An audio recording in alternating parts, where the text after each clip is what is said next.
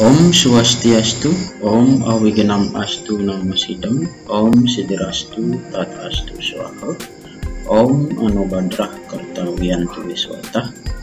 Oke, bertemu lagi kita di channel Belajar Agama Hindu. Pada kali ini kita akan membahas materi kelas 12, yaitu sejarah agama Hindu di dunia.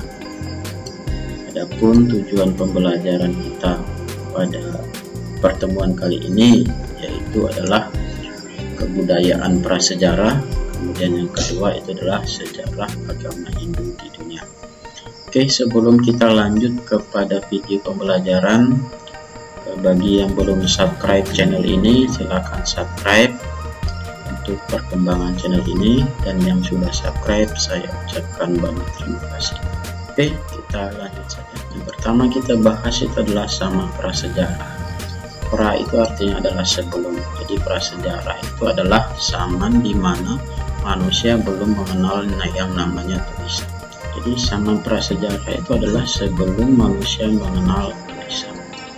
Dan zaman prasejarah ini diperkirakan berlangsung kurang lebih 2 juta tahun yang lalu. Menurut catatan ahli sejarah, manusia purba itu ada 3. Yang pertama itu adalah Meganthropus paleojavanicus, yaitu manusia purba yang pertama, yang tertua. Kemudian yang kedua itu adalah Homo erectus, yaitu manusia purba yang sudah berjalan tegak. Kemudian Homo sapiens, yaitu manusia purba yang sudah memiliki kecerdasan. Oke, kita lanjut kepada pembagian zaman prasejarah berdasarkan perkembangan kebudayaannya. Jadi berdasarkan perkembangan kebudayaan, zaman prasejarah bisa dibagi menjadi 5 zaman. Yang pertama itu adalah zaman batu tua atau yang disebut dengan Paleolitikum. Kemudian yang kedua zaman batu madya atau Mesolitikum. Kemudian yang ketiga zaman batu baru atau Neolitikum. Yang keempat zaman logam, dan yang kelima adalah zaman batu besar atau Megalitikum. Oke, kita bahas satu persatu. Yang pertama adalah Paleolitikum. Ya, manusia purba pada zaman Paleolitikum ini hidup secara putridering, artinya mereka hidup dengan cara mengumpulkan makanan yang tersedia di alam. Mereka hidup secara nomaden, artinya hidup secara berpindah-pindah dari satu tempat ke tempat yang lainnya untuk mengumpulkan makanan. Pada zaman ini, pada zaman Paleolitikum, mereka sudah mengenal namanya sistem penguburan. Dan zaman Paleolitikum ini diperkirakan berlangsung 2 juta tahun sampai 10.000 tahun sebelum Masehi. Adapun perkakas yang digunakan pada zaman Paleolitikum ini adalah kapak batu dan alat serpih. Oke, kita lanjut ke zaman Mesolitikum. Pada zaman Mesolitikum, manusia purba sudah mengenal sistem berburu dan menangkap ikan. Ya, sebagian dari mereka hidup secara menetap dan sebagian hidup secara nomaden. Yang hidup secara menetap mereka tinggal di gua yang berada di tepi pantai. Mereka sudah mengenal sistem bercocok tanam, walaupun sistem bercocok tanam yang sederhana. Dan zaman ini diperkirakan berlangsung 10.000 tahun sampai 4.000 tahun sebelum Masehi. Adapun perkakas yang digunakan pada zaman ini yaitu kapak pendek, kemudian mata panah dan alat-alat yang terbuat dari tulang. Oke, kita bahas yang ketiga yaitu adalah Neolitikum. Ya, pada zaman ini manusia purba sudah hidup secara menetap. Semuanya tidak hidup secara menetap karena mereka sudah mengenal yang namanya sistem bercocok tanam dan berternak atau food producer. Mereka bisa menghasilkan makanannya sendiri sehingga tidak perlu berpindah-pindah tempat lagi untuk mencari makanan. Zaman ini berlangsung 4.000 tahun sampai 2.000 tahun sebelum Masehi. Dan mereka sudah percaya terhadap roh nenek moyang. Kemudian zaman keempat itu adalah zaman logam. Ya, zaman logam ini diperkirakan berlangsung 2000 tahun sebelum Masehi sampai dengan abad keempat Masehi. Cukup panjang ya. Ya, pembuatan alat-alat terbuat dari logam. Jadi perkakas yang sehari-hari mereka gunakan itu sudah terbuat dari logam. Mereka sudah hidup secara berkelompok ya, dalam sebuah kampung ya, seperti di gambar ini ya, bisa diperhatikan. Kemudian terbentuknya golongan dalam masyarakat ya. Jadi setelah mereka hidup berkelompok, kemudian ada yang lebih dihormati, lebih disegani, maka terbentuklah golongan-golongan dalam masyarakat tersebut. Oke, kita lanjut ke zaman megalitikum. Pada zaman megalitikum ini manusia purba percaya dengan roh nenek moyang. Seperti zaman-zaman sebelumnya, mereka sudah mempercayai tentang keberadaan roh nenek moyang mereka. Kemudian telah mengetahui sistem pembagian kerja. Selanjutnya telah ada pemimpin atau kepala suku. Jadi mereka sudah mengenal orang-orang yang dituakan, orang-orang yang bisa dipercaya mengatur mereka, sehingga kehidupan mereka menjadi lebih teratur. Maka dibentuklah pemimpin atau kepala suku di dalam kelompok-kelompok mereka. Sudah memanfaatkan logam untuk jadikan peralatan sehari-hari. Ya, ini sudah terjadi di zaman logam dan berlanjut ke zaman megalitikum. Sudah menerapkan sistem food producing atau bercocok tanam. Ya, ini juga sudah terjadi di zaman logam. Mereka sudah berhasil bisa memproduksi makanannya sendiri dengan cara bercocok tanam, bertani dan beternak. Ya, ini sudah ada norma-norma yang berlaku. Jadi pada zaman ini manusia purba sudah mengenal aturan-aturan yang mengatur kehidupan mereka dalam berinteraksi dengan orang-orang di sekitarnya, atau norma-norma. Kita lihat bentuk peninggalan pada zaman megalitikum. Yang pertama itu adalah menhir. Menhir ini adalah sebuah tugu yang terbuat dari batu berupa tiang seperti ini sebagai peringatan penghormatan terhadap roh nenek moyang mereka. Kemudian yang kedua itu ada disebut dengan dolmen.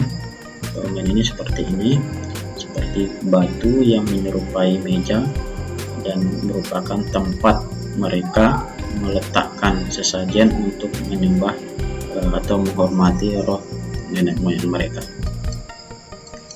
Kemudian yang ketiga itu adalah sarkofagus. Sarkofagus itu seperti ini, seperti peti mati yang terbuat dari batu dan memiliki penutup. Kemudian yang keempat adalah punden berundap. Punden berundap ini adalah sebuah tempat pemujaan roh nenek moyang mereka yang terbuat dari batu yang disusun bertingkat. Kemudian yang terakhir itu adalah arca. Arca ini adalah simbol dari penghormatan terhadap roh nenek moyang mereka. Oke, demikian kita lanjutkan ke sejarah agama Hindu di dunia. Sebelum membicarakan sejarah agama Hindu di dunia, kita bahas dulu tentang Hindu. Kata Hindu sendiri itu lebih diidentikan dengan sebuah nama tempat di India bagian selatan, yaitu Lembah Sungai Sindu. Ya, di Lembah Sungai Sindu ini terdapat sebuah peradaban yang sangat maju pada zaman itu, yaitu peradaban bangsa Arya. Bangsa Arya ini sudah bisa membangun kota yang sangat megah di Lembah Sungai Sindu. Dan kurang lebih 6000 tahun sebelum Masehi datanglah bangsa Arya. Bangsa Arya ini adalah bangsa Indo-Jerman, bangsa penjelajah yang sangat cerdas. Datanglah ke Lembah Sungai Sindu. Mereka datang ke Lembah Sungai Sindu dan ingin menetap di Lembah Sungai Sindu karena mereka melihat Lembah Sungai Sindu itu sangat subur dan strategis sebagai jalur perdagangan dunia pada masa itu. Tetapi di Lembah Sungai Sindu itu sudah terdapat peradaban yang sangat maju, yaitu peradaban bangsa Arya. Sehingga terjadilah peperangan antara bangsa Arya dengan bangsa Dravida dan diakhiri dengan kekalahan dari bangsa Dravida. Bangsa Dravida terusir sampai ke India bagian selatan. Lambat laun terjadilah akulturasi atau penyatuan kebudayaan antara kebudayaan bangsa Arya dengan bangsa Dravida. Mereka sudah melupakan peperangan di antara mereka, kemudian mereka bersatu menjadi sebuah akulturasi kebudayaan baru. Selanjutnya, awalnya Hindu itu bukanlah sebuah nama agama. Jadi Hindu ini bukanlah sebuah nama agama awalnya, melainkan Hindu itu adalah sebutan bagi orang-orang yang tinggal di lembah Sungai Sindu. Jadi bangsa Arya, bangsa Dravida yang tinggal di lembah Sungai Sindu itulah yang disebut orang Persia sebagai orang Hindu, ya, atau orang Sindu. Orang Persia tidak memiliki lafal S, maka mereka menyebut orang-orang yang tinggal di lembah Sungai Sindu itu sebagai orang Hindu. Dan orang-orang yang tinggal di lembah Sungai Sindu itu telah memiliki kepercayaan. Kepercayaan itu adalah kepercayaan terhadap agama Weda, yaitu agama yang bersumber dari kitab suci Weda, atau yang disebut dengan Brahmanisme. Kemudian untuk membedakan dengan agama yang berkembang kemudian, maka agama yang ada di lembah Sungai Sindu itu disebut dengan sebutan agama Hindu. Oke, kita lanjut ke perkembangan agama Hindu di India. Jadi berbicara tentang perkembangan agama Hindu di India bisa dibagi menjadi 3 saman. Yang pertama itu saman Weda, kemudian yang kedua saman Brahmana, dan yang ketiga saman Upanishad. Oke, kita bahas satu persatu ciri perkembangan agama Hindu pada setiap samannya. Yang pertama itu adalah saman Weda. Jadi saman Weda ini diperkirakan berlangsung 1500 tahun sampai 600 tahun sebelum Masehi. Nah, pada saman Weda ini mulai diwahyukannya kitab suci Weda. Jadi Weda diwahyukan diperkirakan dalam rentang waktu ini. Weda diwahyukan oleh Hindu Sang Hyang Dewasa kepada Saptarsi di lembah Sungai Sindu, diperkirakan terjadi pada saman Weda. Ya. Kehidupan beragama berorientasi pada pembacaan dan pelafalan sloka Weda. Dan yang keempat, pada saman ini pemujaan terhadap dewa-dewa tertentu, yaitu Dewa Agni, Indra, Rudra, dan Warna. Dewa-dewa inilah yang dipuja pada saman Weda ini. Oke, kita lanjut kepada perkembangan agama Hindu pada saman Brahmana. Saman Brahmana dikatakan sebagai karma kanda. Kenapa dikatakan sebagai karma kanda? Karena pada saman ini, pada saman Brahmana inilah ajaran-ajaran yang ada di dalam Weda itu dilaksanakan. Ajaran-ajaran itu berupa ritual atau yati. Jadi pada saman ini pelaksanaan ajaran agama yang lebih dominan itu adalah ritualis atau yatnya. Kemudian munculnya pasraman-pasraman untuk melaksanakan ritual atau yatnya. Mereka berkumpul dalam sebuah asrama untuk melaksanakan yatnya. Kemudian ditulislah kitab Brahmana dan Kalpasutra. Pada zaman ini muncul 2 kitab tentang tuntunan pelaksanaan yatnya, yaitu kitab Brahmana dan Kalpasutra. Kitab Brahmana ini berisikan tentang arti, hakikat, dan pentingnya melaksanakan yatnya. Kemudian Kalpasutra berisikan tentang tata cara pelaksanaan yatnya. Ya, kitab Kalpasutra ini bisa dibagi menjadi 4. Yang pertama itu adalah Srauta Sutra, yang berisikan tentang tata cara pelaksanaan yatnya yang bersifat besar dan dilakukan di lingkungan negara. Kemudian yang kedua itu adalah Kriya Sutra, yaitu tata cara pelaksanaan yatnya yang kecil dan dilakukan di lingkungan rumah tangga. Kemudian yang ketiga itu adalah Dharma Sastra, yang berisikan tentang hukum, sosial ekonomi, dan kebudayaan. Kemudian yang terakhir adalah Sulwa Sutra, berisikan tentang tata cara pembangunan tempat suci. Oke, kemudian pada zaman Brahmana ini muncul juga konsep ajaran catur asrama. Catur artinya 4, asrama artinya jenjang kehidupan manusia. Jadi konsep jenjang kehidupan manusia itu muncul pada zaman Brahmana. Jadi catur asrama itu membagi jenjang kehidupan manusia menjadi 4. Yang pertama itu adalah Brahmacari, kemudian yang kedua ada Grahastha, kemudian yang ketiga adalah Wanaprastha, dan keempat adalah Bhikkhuka atau Sannyasi. Adapun konsep ketuhanan yang ada pada zaman Brahmana ini adalah tertuang dalam sloka ini. Ekam Sadvipra Bahuda Wadanti. Tuhan itu satu, tetapi orang bijak menyebutnya dengan banyak nama. Eka Tua Aneka Tua Swa Batara Laksana. Yang satu itu adalah banyak berdasarkan fungsi dan tugasnya masing-masing. Inilah konsep ketuhanan di dalam zaman Brahmana. Oke, kita lanjut perkembangan agama Hindu pada zaman Upanishad. Jadi perkembangan agama Hindu pada zaman Upanishad ini menekankan pada aspek jnana atau pengetahuan terhadap kitab suci Weda. Jadi pada zaman ini menekankan bagaimana kita mempelajari Weda dengan baik dan benar. Kita mempelajari Weda dengan benar artinya bahwa sesuai dengan maksud dari Weda itu, sehingga setelah kita mempelajari Weda mendapatkan pencerahan secara spiritual. Kemudian munculnya sistem berguru yang disebut dengan Upanishad. Upa artinya dekat, ni artinya di bawah, dan sat itu artinya duduk.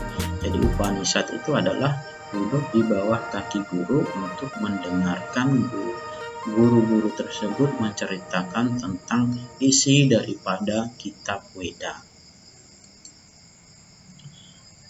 Kemudian yang ketiga, pengembangan dan penyusunan falsafah agama, yaitu Trikarangka Dasar dan Pancasrada. Jadi pada zaman ini muncul Trikarangka Dasar agama Hindu, yaitu Tatwa, Etika, dan Upacara. Nah, Trikarangka Dasar ini disusun pada zaman Upanishad. Tatwanya itu tentang ketuhanan, kemudian etika itu tentang tingkah laku manusia, dan yang terakhir adalah upacara. Dan ketiga konsep ini harus diseimbangkan dalam melaksanakan ajaran agama. Selain kita membahas tentang ketuhanan, kita harus beragama dengan beretika baik dan juga melaksanakan yatnya. Kemudian yang dibahas juga pada kitab Upanishad, zaman Upanishad ini adalah Pancasrada, dasar keyakinan dari agama Hindu. 5 dasar keyakinan dari agama Hindu: percaya dengan adanya Brahman, percaya dengan adanya Atman, percaya dengan adanya Karmapala, percaya akan adanya Punarbawa, dan percaya akan adanya Moksha. Nah, ini yang dibahas dalam konsep pada zaman Upanishad. Kemudian pada zaman Upanishad ini muncul 2 aliran. Ya, setelah mereka mempelajari kitab Weda, maka muncullah 2 aliran. Aliran Astika yang masih percaya dengan Weda, dan Nastika yang tidak percaya lagi dengan Weda. Ya, inilah bukti bahwa Weda itu dikatakan sangat takut kepada orang-orang yang bodoh. Kenapa Weda takut sama orang-orang bodoh? Karena orang-orang bodoh itu kalau mempelajari Weda akan memukul balik Weda. Seperti inilah orang-orang Nastika. Orang-orang Nastika itu pengetahuan tentang Wedanya sangat kurang, sehingga setelah mereka mempelajari Weda tidak mendapatkan pengertian atau pemahaman yang jelas tentang Weda, maka mereka meninggalkan ajaran Weda. Berbeda dengan Astika. Dasar mereka tentang agama sudah kuat, kemudian kembali mempelajari Weda. Setelah berhasil mempelajari Weda, mereka tetap berkeyakinan terhadap kitab Weda. Oke, kita lanjut ke perkembangan agama Hindu di luar India. Ya, jadi agama Hindu itu juga berkembang di luar India. Pertama, agama Hindu itu berkembang di Mesir. Ya, jadi agama Hindu pernah berkembang di Mesir, ditandai dengan perjanjian Raja Ramses dan bangsa Hethite. Dan perjanjian mereka ini disaksikan oleh Maitra Waruna. Jadi Maitra Waruna ini adalah dalam konsep agama Hindu adalah sebagai dewa kembar. Jadi pada saat itu orang-orang Mesir sudah mengetahui tentang keberadaan dari Maitreya Varuna atau dewa kembar dalam konsep ini. Kemudian juga para ahli mengaitkan kata Raja Ramses ini dengan kata Rama. Rama itu adalah salah satu dari awatara Wisnu. Oke, kita lanjut perkembangan agama Hindu di Afrika. Jadi di Afrika dikatakan agama Hindu juga pernah berkembang. Ya, di Afrika itu terdapat Gurun Sahara. Gurun Sahara ini dinyatakan sebagai laut yang mengering. Sahara itu disamakan dengan Sagara dalam bahasa Sanskerta. Sagara itu artinya adalah lautan. Dan ini adalah sebagai indikator bahwa agama Hindu pernah berkembang di Afrika Utara. Oke, kemudian agama Hindu berkembang di Meksiko. Adapun ciri-cirinya atau bukti-bukti perkembangan agama Hindu di Meksiko. Di Meksiko itu terdapat perayaan Hari Ramasita. Kalau di India disebut dengan Navaratri, yaitu peringatan terhadap pulangnya Rama, Dewi Sita dan Laksmana ke Ayodhya setelah mengalahkan Rahwana. Kemudian di Mesir itu ditemukan patung atau arca dari Ganesha. Ganesha ini adalah putra dari Dewa Shiva. Kemudian bangsa dari suku asli dari Meksiko ini adalah bangsa Aztec. Dan Aztec ini para ahli mengaitkannya dengan kata Azteca. Azteca itu artinya adalah orang-orang yang percaya dengan agama Hindu atau percaya dengan Weda. Oke, kita lanjut. Agama Hindu pernah berkembang juga di Peru. Ya, orang-orang Peru itu memuja dewa matahari. Ya. Dalam konsep Weda, dewa matahari itu disebut dengan dewa Surya. Kemudian sistem solstice yang dimiliki oleh masyarakat Peru itu sangat mirip dengan sistem Jyotisa yang ada di dalam Wedanga. Kemudian agama Hindu juga berkembang di California. Ini dikaitkan dengan sebuah cerita dalam Purana yaitu tentang Raja Sagara.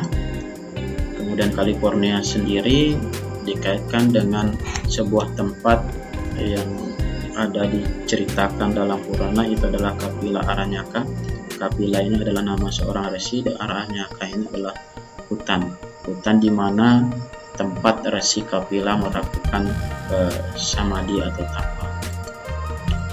Kemudian di California terdapat sebuah Ash Mountain Park atau Taman Gunung Abu. Ya, ini Taman Gunung Abu ini dikaitkan dengan cerita Raja Sagara, anak dari Raja Sagara yang berjumlah 60.000 orang. Anak Raja Sagara ini dibakar menjadi abu oleh Resi Kapila karena telah menuduh Resi Kapila mencuri kuda dari Raja Sagara. Raja Sagara kemudian membakar 60.000 putra Raja Sagara itu menjadi abu dan terbentuklah Gunung Abu. Kemudian kuda Raja Sagara itu menjadi sebuah pulau, sehingga di California terdapat sebuah tempat yang namanya Horse Island atau Pulau Kuda. Inilah bukti-bukti bahwa kalau di California itu pernah berkembang agama Hindu. Kemudian agama Hindu juga pernah berkembang di Australia. Ya, di Australia itu terdapat sebuah tarian bernama Shiva Dance.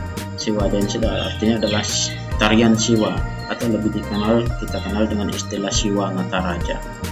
Dan penarinya juga menggunakan simbol mata ketiga di kening mereka. Nah, ini menandakan bahwa di Australia sudah terdapat tradisi-tradisi seperti Shivaisme atau Dewa Shiva. Oke, demikian pertemuan kita pada kali ini. Sebelum kita tutup, silakan kerjakan tugas ini.